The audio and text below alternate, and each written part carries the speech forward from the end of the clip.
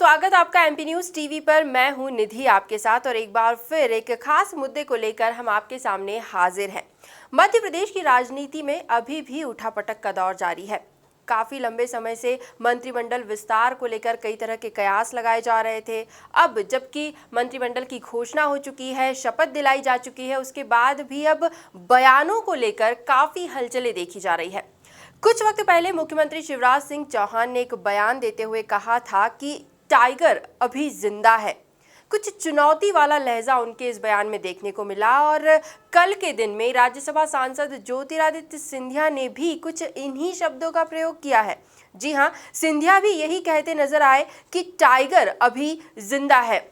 और साफ तौर पर हम देख सकते थे कि कमलनाथ और दिग्विजय सिंह को वे चुनौती देते नजर आए।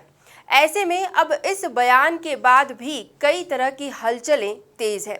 तो चलिए इसी बारे में बात करेंगे बीजेपी और कांग्रेस प्रवक्ताओं से। सबसे पहले शुरुआत करेंगे बीजेपी प्रवक्ता गोविंद मालू के साथ। गोविंद जी, हम इस वक्त हमारे साथ जुड़ चुके हैं। बहुत बहुत स्वागत आपका एमपी न्यूज़ टीवी पर।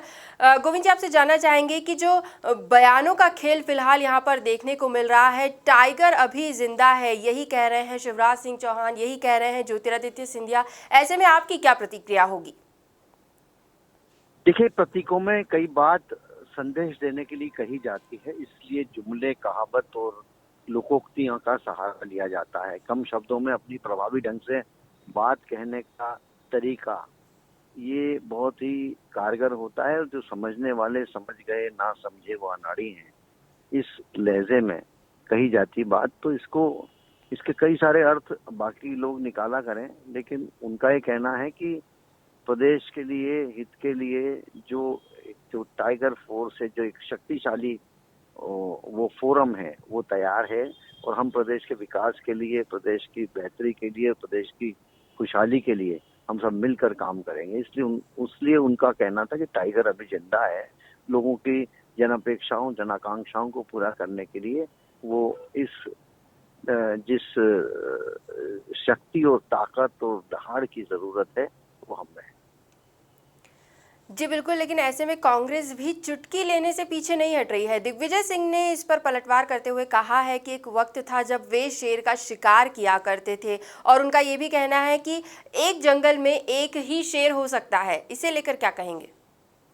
नहीं, उन्होंने तो ये भी कहा कि हम दोनों शिकार किया करते थे साथ में। जी, तो जी, ये शिकार करने का काम हमारा नहीं है, ये शिकार तो यही करते हैं। इन्होंने सिंधिया जी का शिकार कर लिया, कभी कमलनाथ का शिकार करते हैं, कभी उस केंद्रीय नेताओं में कई लोगों का शिकार, अर्जुन सिंह का शिकार कर चुके हैं। दिग्विजय सिंह का काम ही है शिकार करके भक्षण करना और हमारा काम है निर्माण करना। जी बिल्कुल गोविंद जी, जैसे कि शिवराज और सिंधिया अगर दोनों एक ही तरह के बोल रहे हैं तो आपको क्या लगता है दोनों टाइगर में से किसकी पकड़ ज्यादा मजबूत है?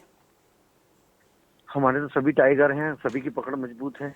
जी गोविंद जी, बहुत बहुत शुक्रिया हमसे जुड़ने के लिए। तो ये था बीजेपी का पक्ष। अब कांग्रेस का क्या कुछ कहना है ये भी जान लेते हैं। कांग्रेस प्रवक्ता नरेंद्र सलूजा इस वक्त हमारे साथ जुड़ चुके हैं। नरेंद्र जी, बहुत बहुत स्वागत आपका एमपी न्यूज़ टीवी पर। आपसे हम यही जानना चाहेंगे, फिलहाल चर्चा चल रही थी कि जिस तरह के बयान देखने को मिल रहे हैं, शिवराज सिंधिया यही कह रहे हैं कि टाइगर अभी जिंदा है। आपकी क्या प्रतिक्रिया, आप क्या टिप्पणी करना चाहेंगे इस पर? शिवराज और सिंधिया जी में कोल्ड वार चल रहा है और दोनों अब टाइगर को लेकर लड़ रहे हैं। लेकिन ये टाइगर अब जंगल का टाइगर नहीं बचा, सर्कस का टाइगर है। अब आप देखें, शिवराज कहते थे मैं हूं टाइगर, अब सिंधिया कह रहे हैं मैं हूं टाइगर। अरे टाइगर तो सर्कस का टाइगर है, उसके लिए भी लड़ रहे हो। हाँ, ये सही है कि शिवराज से पहले मंत्री छीन लिए, अब सिंधिया टाइगर भी छीनना चाहते हैं। दिग्विजय सिंह जी ने कहा है कि मैं टाइगर का शिकार करते थे हम लोग, जब शिकार पे प्रतिबंध नहीं था तो माधव और सिंधिया के साथ करते थे, अब तो हम कैमरे में क्लिक करते हैं। तो निश्चित तौर पे कई गूगल से भी टाइगर के बारे में जानकारी सामने आई है कि चीन का डीएनए जो उसका था वो चीन में पाया जाता था। टाइगर पीछे से वार करता है, धोखे से वार करता है, अकेला रहता है, ऐसी की जानकारी गूगल पे टाइगर के बारे में है। पर पता नहीं क्यों जनहित के मुद्दों को छोड़ के लोग इंसान बनने चले हैं और ये टाइगर बनने पे तुले हुए हैं। इसके पहली बात यही बता सकते हैं। जी, और बिल्कुल कांग्रेस की ओर से जैसे कि दिग्विजय सिंह जी का पलटवार भी सामने आया है। उन्होंने कहा है कि एक वक्त पे वो शेर का शिकार किया करते थे और एक जंगल में एक ही शेर हो सकता है। इन बयानों के क्या मायने निकाले जा सकते हैं?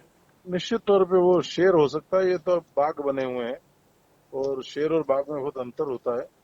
और जिस प्रकार से पहले विभीषण कहा था सिंधिया जी को शिवराज जी ने, अब टाइगर को लेकर लड़ रहे हैं तो समझ नहीं आ रहा। कभी कहते हैं शिवराज जी के मैं विष पीने को तैयार हूं मंथन के बाद, तो ये मंथन के बाद ही सारा खेल हुआ है।